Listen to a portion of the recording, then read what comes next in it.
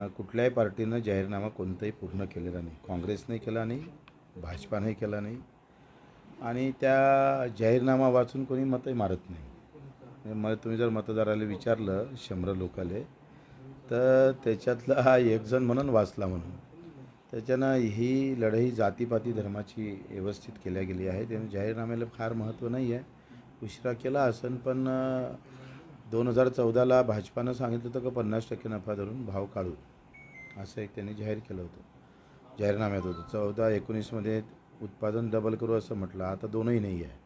तर त्याला काही फार मला वाटते फार महत्त्व नाही आहे. जाहीरनामा वचननामा वाचून मतदारांनी वाचल्यानंतर ते जाहीरनामा वाचून मतं मारतात असंही लोकांचं नाही. आणि मारलंय तर ते पूर्ण करत नाही हे लोकांना माहीत झालं. त्याच्यानं पहिले त्या जाहीरनामा वचननाम्याला खूप महत्त्व होतं.